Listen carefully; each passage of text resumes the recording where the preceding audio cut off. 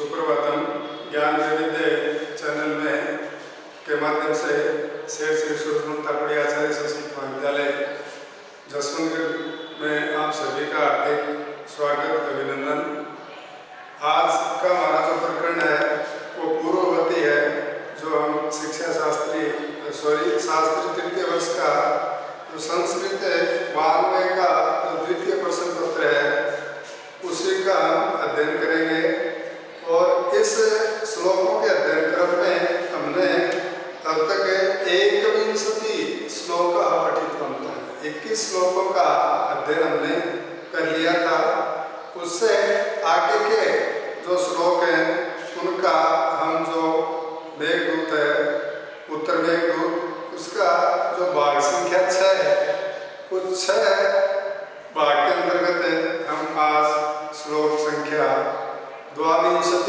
से प्रारंभ करेंगे। तो मुझे आशा है कि आप नियमित रूप से इन कालांशों का लाभ उठा रहे होंगे, क्योंकि वर्तमान परिस्थिति को देखते हुए हमें ये एक निर्धारित समय नहीं लगता है कि उस निर्धारित अवधि में महाविद्यालय खुल जाएंगे। इसलिए जो पाठ्यक्रम आपको सभी विषयाध्यापकों के द्वारा करवाया जा रहा है उसका अधिक से अधिक लाभ उठाएं और अपने अध्ययन में नियमितता रखें, जिससे आपका जो अध्ययन है वो सुचारू रूप से चलता रहे और आप अपने शिक्षण में उन्नति को प्राप्त करें। तो आइए सबसे पहले आज हम शुरू करते हैं महाकवि कालिदास कृत मेघदूत का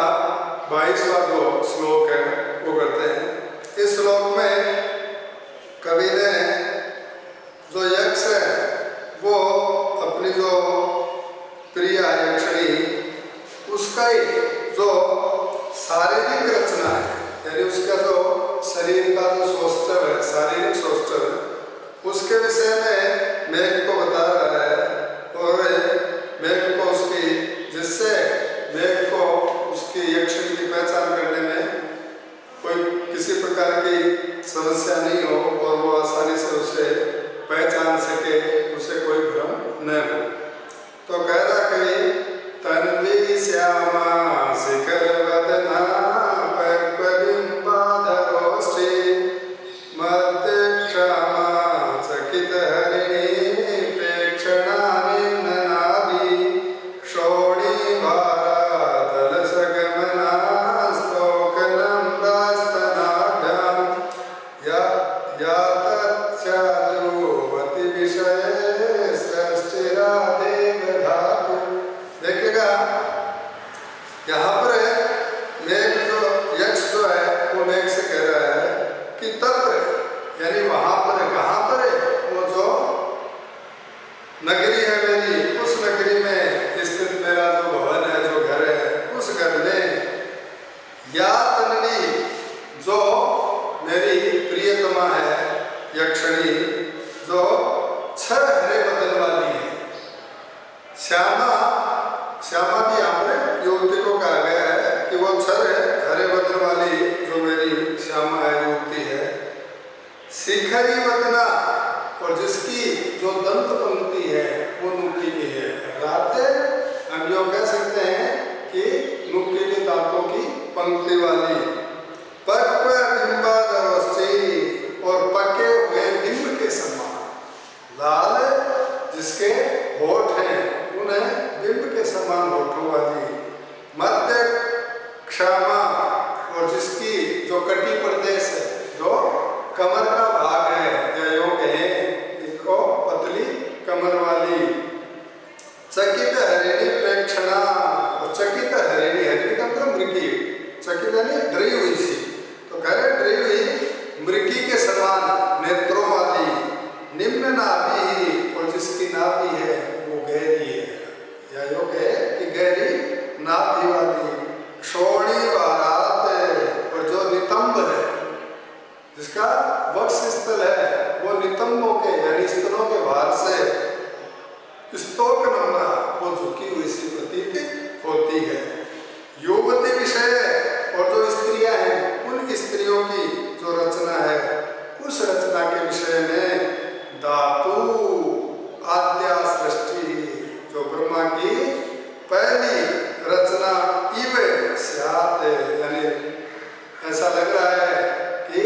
इस यक्षिणी की जो रचना की गई है वो ब्रह्मा के द्वारा पहली रचना है जो इतनी सुंदर है। ताम जानी था अर्थात उसे मेरा दूसरा प्राण ही समझना। यहाँ पर यक्ष से कह रहा है कि हम दो जिस्म एक जान है, यानी शरीर दो है लेकिन प्राण हम दोनों में एक ही बसते हैं। तो यहाँ पर यक्ष वो कह रहा है मेघ से कि वहां मेरे घर में जो स्त्री छर हरे बदन वाली युवती, नुकीले दांतों वाली, पके हुए बिंब के समान होठों वाली, पतली कमर वाली, भयभीत हिरणों के समान नेत्रों वाली, गहरी नाभि वाली, नितंबों के बाहर से धीरे धीरे चलने वाली और स्तनों के बाहर से कुछ झुकी हुई सी युवतियों की रचना के विषय में ब्रह्मा की पहली रचना के समान जो हो उसे मेरा दूसरा प्राण समझना। यहाँ पर कवि ने बहुत ही सुंदर चित्रण किया है। इसी क्रम में आगे यहाँ पर देखिएगा श्यामा शब्द है, तो इस शब्द के विषय में भी विद्वानों के अनेक मतभेद हैं, उनका अर्थ भी अलग अलग लेते हैं। तो किसी ने तो श्यामा को युवती तथा किसी ने श्याम वर्ण को श्यामा कहा है, किसी ने एक विशेष प्रकार की स्त्री का अर्थ है वो श्यामा किया है जो शीतकाल के समय उष्ण, ग्रीष्म के समय शीतल तथा जिसका रंग स्वर्णिम हो उसे भी श्यामा कहा जाता है। फिर शिखर, शिखरी दशना तो कह रहे कि पक्के अनार के बीज के तुल्य माणिक्य को शिखर कहा जाता है, उसके समान दांतों वाली कहा है। तो इस प्रकार से आगे हम देखते हैं श्लोक संख्या 23 जिसमें यक्ष ने अपनी प्रिया की जो क्षीणता है उस क्षीणता के विषय में बता रहा है। तो कह रहा है ताम जानीता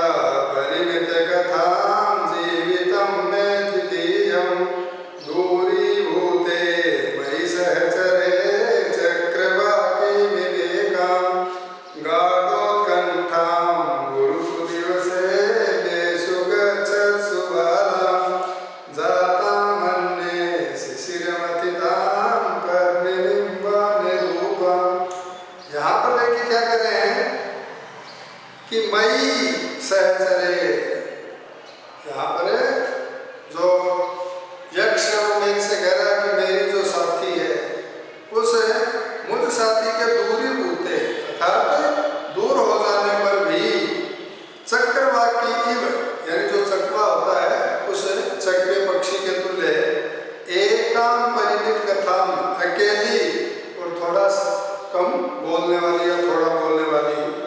ताम में द्वितीयम उसको मेरे दूसरे जीविताम जाने था, मेरे दूसरे प्राण समझना। गुरुषु एषु दिवसेषु और दुख के कारण या दुख के दिनों में गच्छत्सु जो दुख के दिन है उन दिनों के बीत जाने पर गाढोत्कंठाम तीव्र विरह से दुख वाली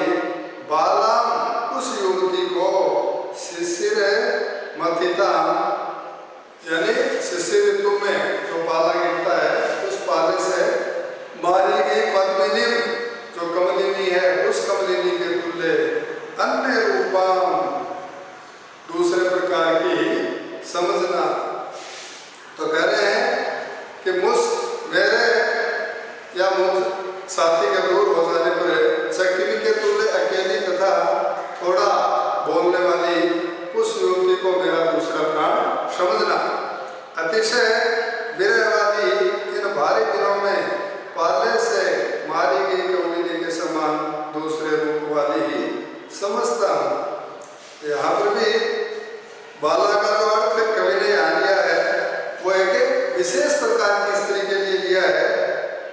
नागर सर्वस्वम के आधार पर 16 वर्षीय अभिनव यौवन से युक्त जो बालिका होती है उसे बाला कहा जाता है। जैसे बाले गीयते न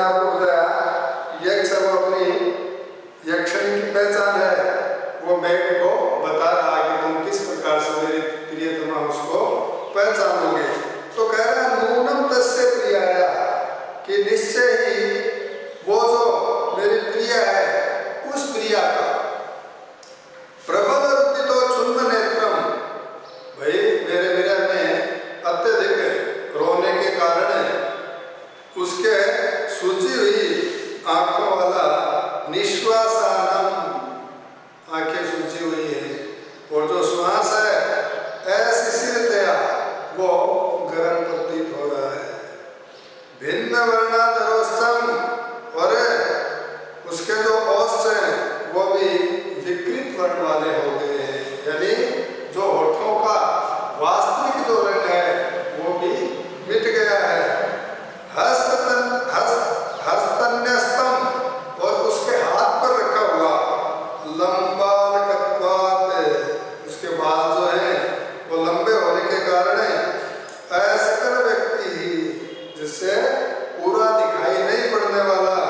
मुखम, उसका मुख है, यानी उसके आंखें हैं वो सूज गई है रोने से, उसके जो अधरोष्ठ हैं उनकी कांति मिट गई है, और उसके जो केश हैं वो उसके मुंह के ऊपर से गिरे हुए हैं। त्वद अनुसरण पृष्ठ कांते हैं, तो कह रहे हैं तुम्हारा पीछा करने से क्षीण कांति वाले इंद्रो हो, जो चंद्रमा है, उन चंद्रमा की दैन्यम को विवर्ती, देवता को धारण करता है। तो यहाँ पर बता रहे हैं कि निश्चय ही मेरे वियोग में अत्यधिक रोने के कारण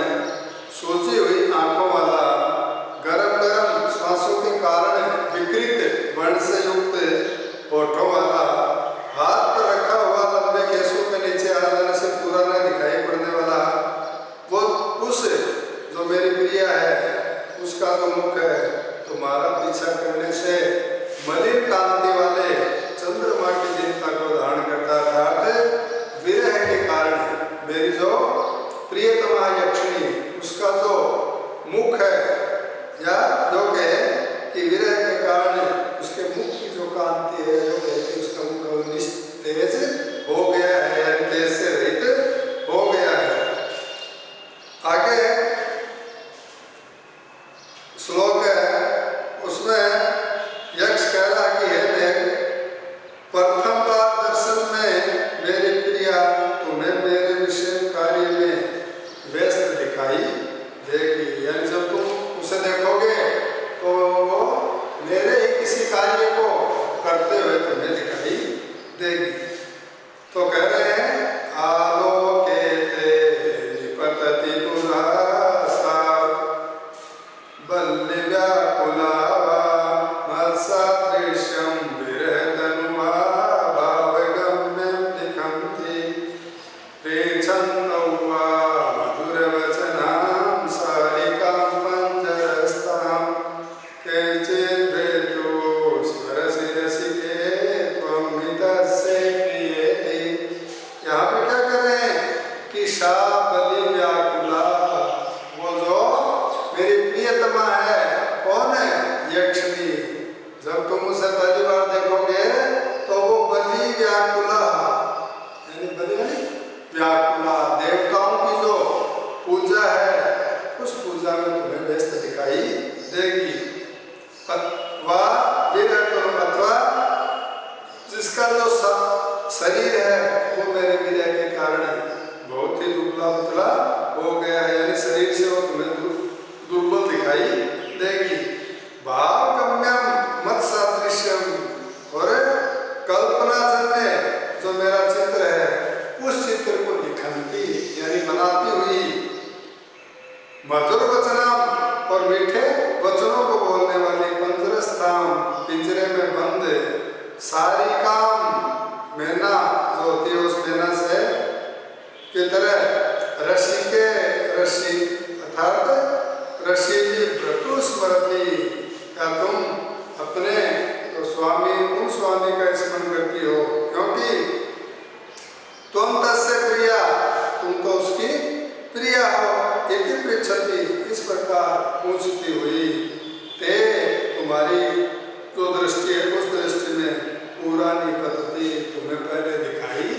देगी या पहले दिखाई पड़ेगी। तो यहाँ पर है इसका सरलाप हम देखते हैं, तो कह रहे हैं कि हे मेघ, वह मेरी प्रिय देव पूजा में व्यस्त है, अथवा विरह के कारण दुर्लभ कल्पना जन्य मेरे चित्र को बनाते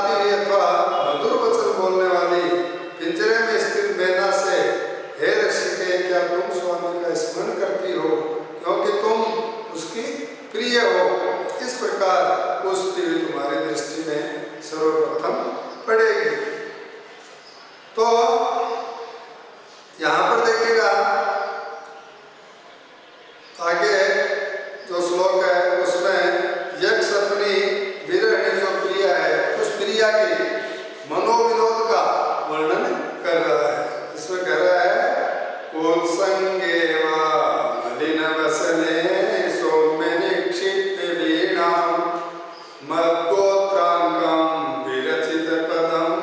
गेयमुद्गातु कामा तन्त्री आद्रां नयनसलिलैः सारयित्वा कथञ्चित् भूयो भूय स्वयमपि कृतां मूर्छना विस्मरन्ति। देखिए क्या कर रहे हैं कि सौम्य मलिन वसनैः, सौम्य यानी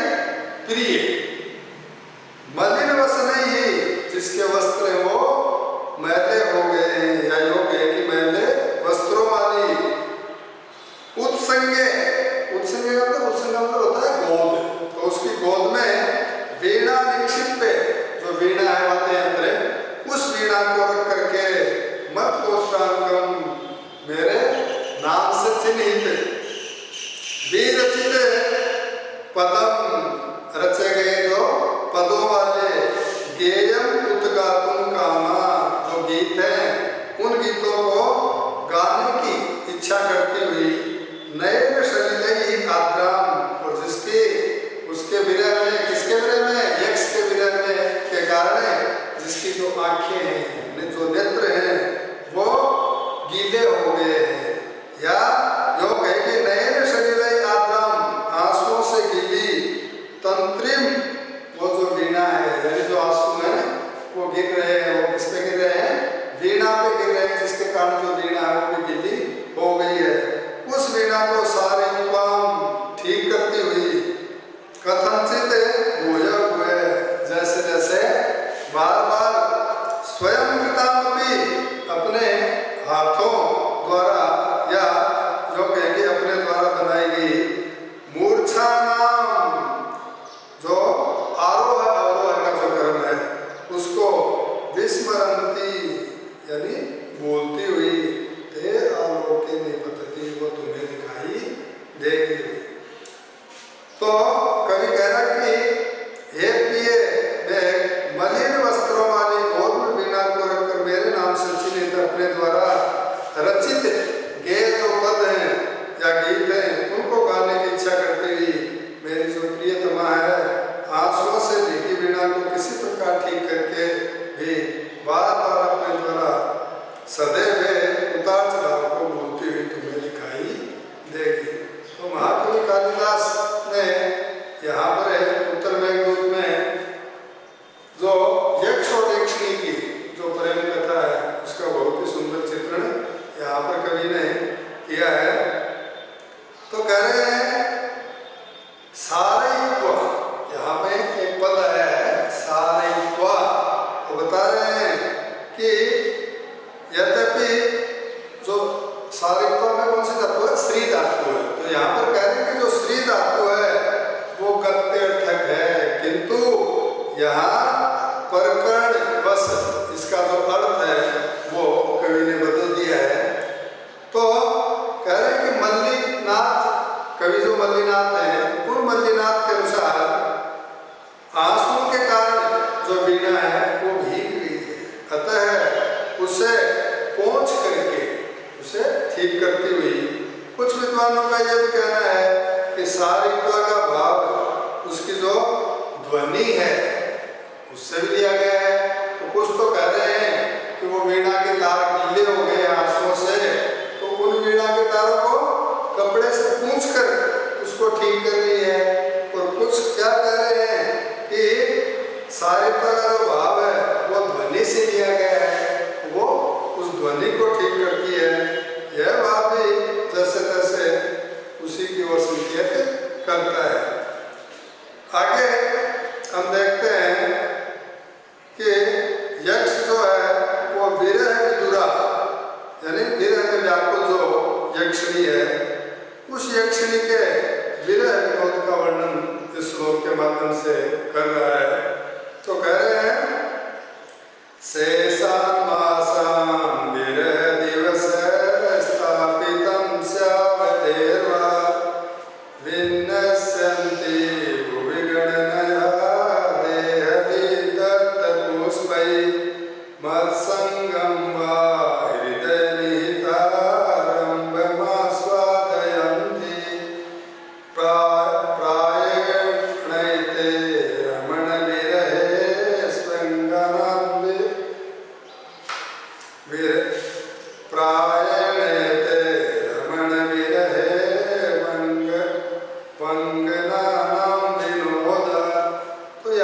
क्या करें लिखेगा,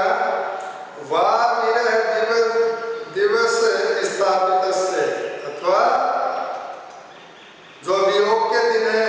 उन दिनों में रखे हुए अवधि है शेषान मासान, जो अवधि है उस अवधि के जो शेष मास यानी महीने हैं उन महीनों को देहली दत्त पुष्पई, देहली पर रखे हुए जो पुष्प हैं उन पुष्पों से गणनया गिन गिन करके भूमि में नस्ती, वो पृथ्वी पर रखती हुई हृदय निहितारंभम, और मन में जो कल्पित मत संगम मेरे संपर्क का जो आस्वादन लेती हुई, क्योंकि रमण विरहे जो प्रियतम का वियोग है उस प्रियतम के वियोग में अंगना यानी जो स्त्रियां हैं उन स्त्रियों के प्रायण एते विनोदा, प्राय कर यही मनोविनोद के साधन होते हैं। तो यहाँ पर देखिए आया है शेषान मासान, अर्थात यहाँ पर जो यक्ष है